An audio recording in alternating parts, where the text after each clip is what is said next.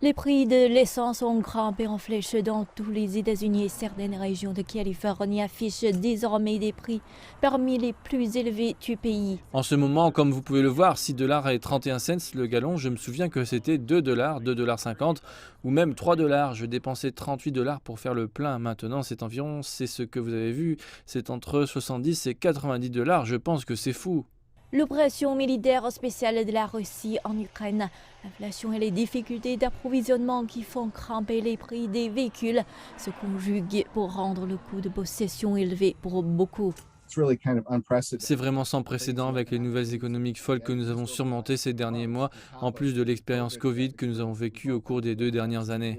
Et c'est sur le point de devenir un plus grand fardeau avec la Banque centrale américaine qui s'apprête à augmenter les taux d'intérêt ce mercredi pour la première fois en plus de 3 ans, en partie pour sevrer l'économie du soutien de la Covid-19 et pour freiner l'inflation la plus élevée depuis au moins 40 ans. Selon les experts, l'impact de la hausse des taux sur l'industrie automobile sera difficile à évaluer. La crise de l'approvisionnement en composants essentiels a pesé sur les bénéfices des constructeurs automobiles tels que Toyota. Mais la hausse des prix des véhicules a également été les concessionnaires automobiles. Nous constatons qu'en 2021, il y avait plus de revenus uniquement des ventes au prix transactionnel qu'en 2019 et c'est avec près de 2 millions de véhicules vendus en moins.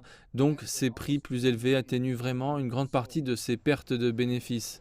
Et d'autres secteurs, dès que les annonces du marché immobilier sont restés porteurs, même si ces taux de prêt ultra bas commencent à grimper en prévision de la hausse des prix de la Fed.